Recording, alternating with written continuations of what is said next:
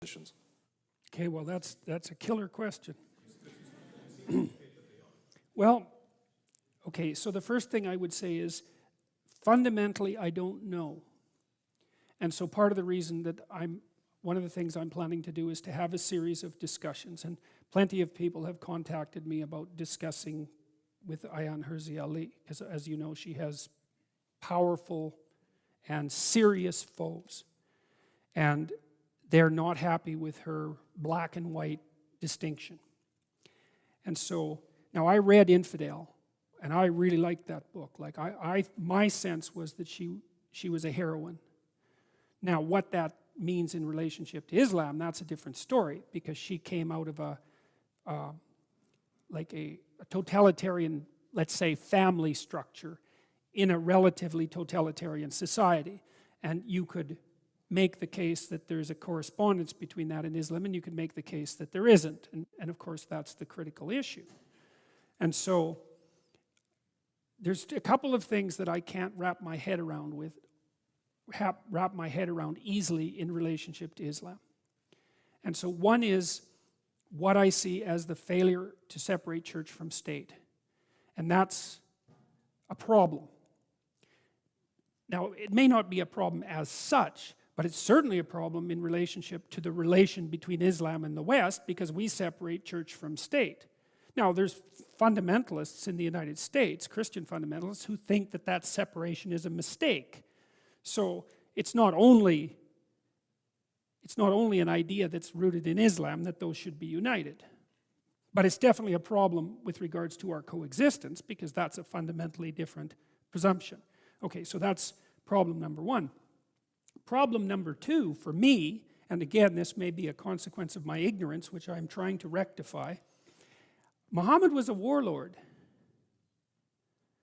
And I don't know what to do about that fact. Like, one thing you can say about Christ, hypothetically, let's say, I'm not talking about a historical reality necessarily, although I'm not denying it either, is that of all the things he was, warlord was definitely not one of them. And I don't know what to do about that. And so, I don't know how to reconcile that. And I don't know how to reconcile, like, not only was Muhammad a warlord, which I don't think is an unreasonable thing to proclaim, the expansion that he initiated was unbelievably successful. I mean, within 600 years, it was the biggest empire the world had ever seen.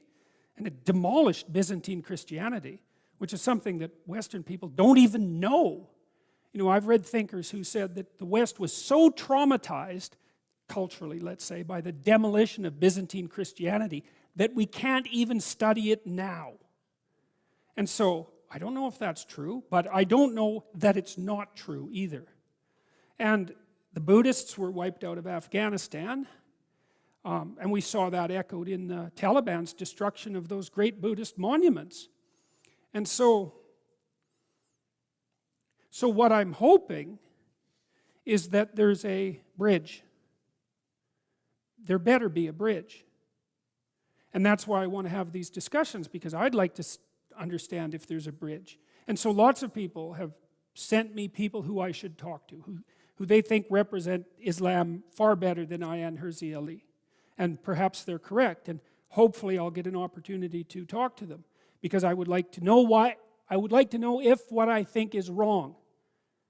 Because if it's wrong, it's important that I know it's wrong. But at the moment, I don't know it's wrong, and B, I don't see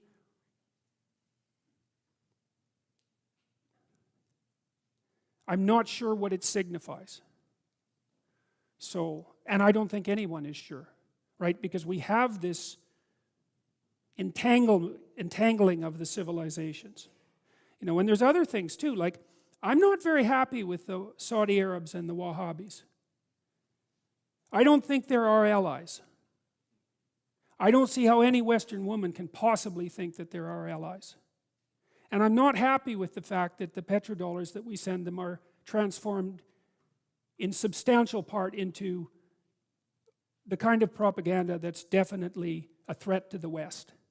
And I'm not very happy with the fact that our politicians appear stupidly blind to that. Now, that may again be a consequence of my ignorance. It's certainly possible. But those are the sorts of things that